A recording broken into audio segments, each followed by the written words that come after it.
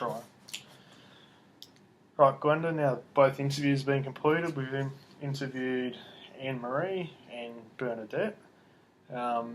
Based off the key selection criteria and the answers provided by both of them, the resumes, the reference checks, I'm leaning towards Anne-Marie. To me, she's clearly the better candidate. Are you happy with that decision? I agree that she's a very good candidate, but I prefer Bernadette because she is an Australian citizen and Anne-Marie is not an Australian citizen, and I prefer to employ somebody that is Australian for our company, that was born in Australia and is an Australian citizen. Right, now, Glenda, that's I suppose that is a point for fitting into the team, although there is legislation around hiring, and as you know, our company is an equal opportunities employer. Yes, I agree with you, yes. So, and there's also the Racial Discrimination Act that applies to this process. Yes. So, the argument you've got of Bernadette's an Australian citizen is not valid. It should not be taken into this because we are an equal opportunities employer. And I cannot, as a HR manager, go back to Anne-Marie and say, look, you're a really good candidate, but the reason you didn't get the job is because you're not an Australian citizen.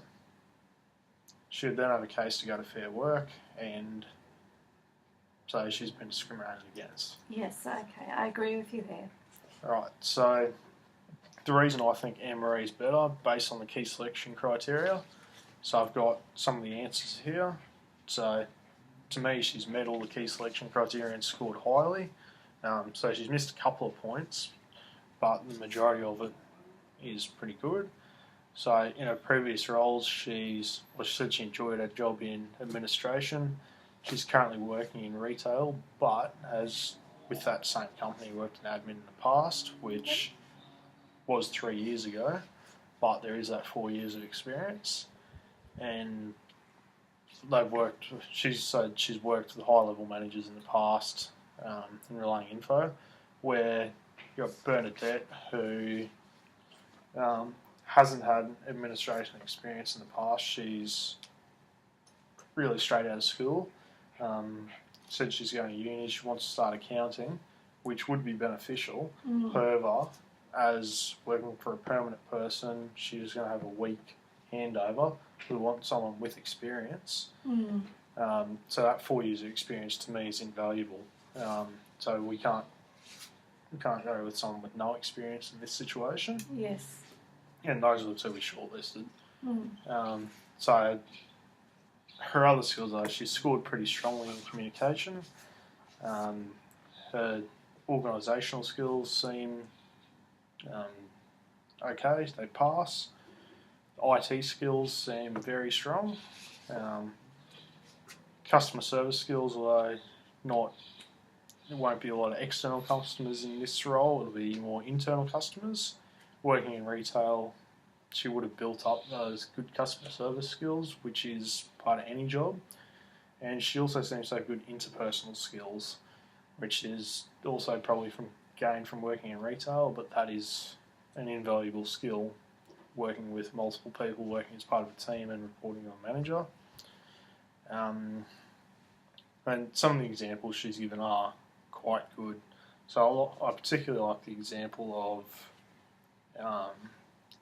when they work as a team to provide a good outcome when they're short on product, and Anne-Marie organised to phone around multiple companies, go back to the manager with the information, say, here's what we found, this is the solution, make a decision. So I am pretty impressed with that. Bernadette, now, again, no experience in retail, or not in retail, sorry, in administration. Yeah. She can't give examples like that. Her example was at high school, which to me, well, it's not bad. We can't mark her way down because she hasn't had that experience in administration. But to me, she's not the better candidate in that response. Then managing competing tasks. So Anne-Marie's saying she's been multitasking all the time, focusing on time management. She's saying she might have a phone call and people coming in the door at the same time. She's got multiple deadlines to meet. So, again, she scored higher than Bernadette. Bernadette's just talking about in school and in a volunteer group. So, to me, it's relatable, but it's not actual experience in the workplace. Yeah. Then we've got as desirable minimum 3 years of experience in the administration role. Now I know we overlooked that and shortlisted Bernadette because she wants to start accounting. She had strong organisational skills and strong numeracy skills as well as IT and communication. So they're all strong, but it's just that she doesn't have that 3 years, which to me puts Anne-Marie higher on the rating. Would you agree with that? Yeah, I agree with you, yes. Right, and then computer systems. Now, this is probably a bit of age bias, we can't talk about. Anne-Marie's a little bit older, saying she's got strong IT skills. However, Bernadette's also got strong IT skills. To me, Bernadette's probably going to pick stuff up quicker, but based on experience, Anne-Marie scored higher. And especially when you want someone to come in and be able to learn very quickly and take over, I think with the experience it's going to be a better outcome. Right, so in the rest of the key selection criteria, Anne-Marie scored higher than Bernadette. So are you accepting that, to me, Anne-Marie is the best candidate because we can't look at that Australian citizenship? Yes, I do agree with you. The best outcome for the company would be Anne-Marie. Right, so I'll go back, I'll come up with a job offer, run it by you for your signature. I'll hopefully have that to you by the end of the week.